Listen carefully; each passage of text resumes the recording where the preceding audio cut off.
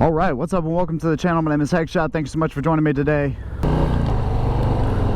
as we are looking at the 2022 Lowrider S and your top 5 upgrades that you should go with. And this is just my opinion. Some of these upgrades I don't even have on the bike yet because, well, I don't have unlimited funds. But these are things that have to be done on any Lowrider S, and really it works for pretty much all Harley Davidsons.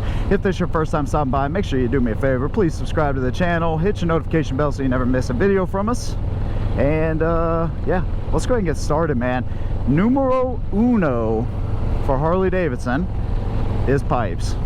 Yes, this bike, even with the 117, sounds just like the tin cans of every other Harley Davidson does with stock pipes. This one is nice. It's got the 2 pipes on the one side, 2 into 2.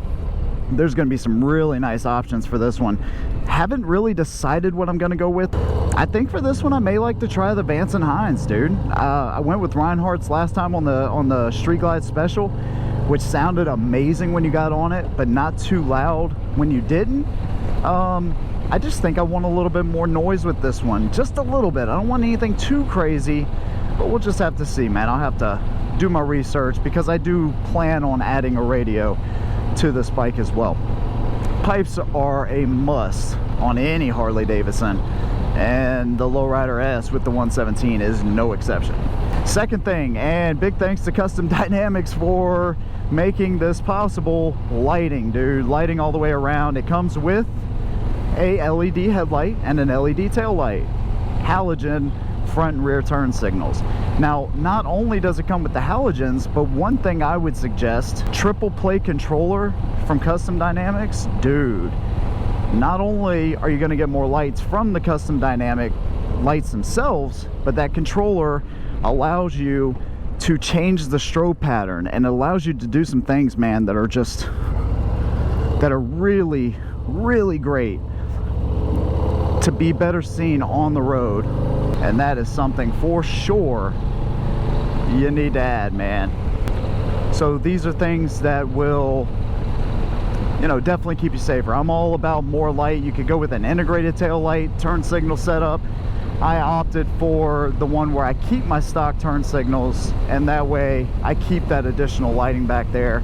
Got the triple play in there, and I got a nice strobe effect. So hopefully, assuming people aren't on their phones, they will see us whenever we're coming to a stop. That is the second thing I would add to any Harley, including this one. The third best upgrade for your 2022 Lowrider S, crash protection, man. This is something, practicing low speed maneuvers, whatever you're doing, I want to be able to protect my bike in case that stuff happens. So I went with the mustache guards down here.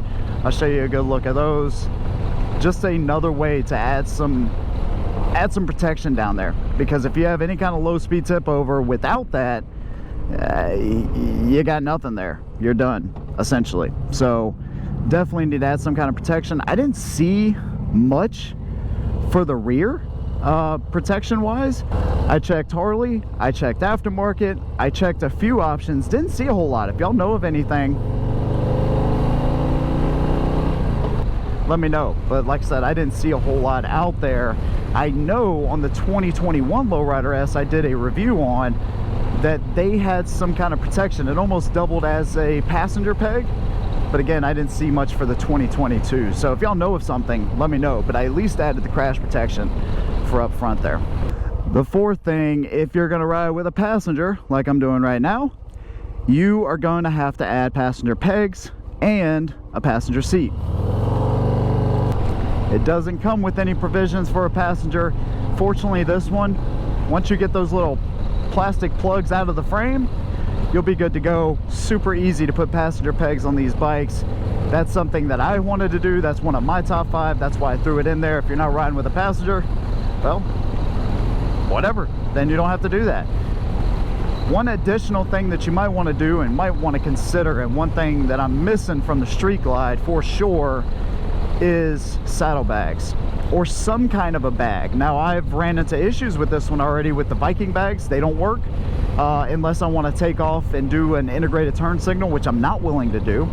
Harley ones are unavailable, and I heard that they really actually do suck and they're expensive, so not gonna do that.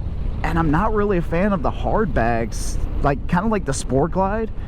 It just looks goofy to me, man. So I'm still trying to figure that out. What you could do is a luggage rack in the back as well, with a sissy bar and one of the racks. You could do that. So there's options for you there. Right now Mrs. Headshot is carrying the camera equipment on her back in her book bag, and I got one of these cheap little tank bags. So to me, you're gonna want some kind of storage and way to add that storage, even if it's not saddlebags. That might be something you want to do there. And the last top 5 upgrade you want to do on your 2022 Lowrider S, this was kind of a difficult one, between a seat, maybe an adjustable clutch lever, and even a radio, because these are things just personally I really wanted. But I'm going to go with the seat, and there's a couple reasons for me. Again, this is the stock seat, but I need a setup for Mrs. Headshot. So this is what I went with. I went with the Harley Reach seat.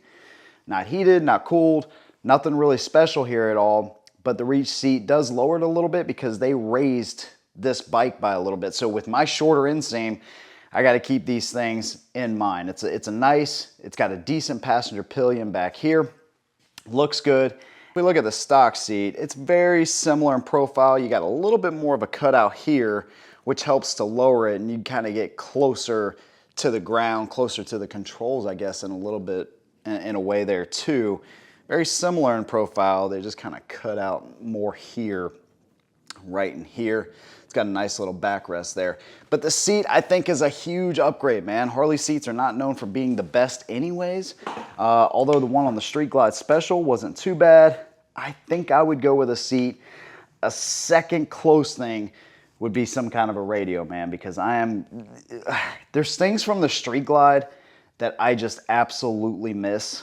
And saddlebags or storage and a radio, those are 2 big things. I think I'd go with the seat though over the radio, initially anyways. So there you go, man. Hopefully you enjoyed the video. If you did, make sure you subscribe to the channel, hit your notification so you never miss one of our videos. Thank you so much. I'll see you in the next one. And as always, hold the rubber side down.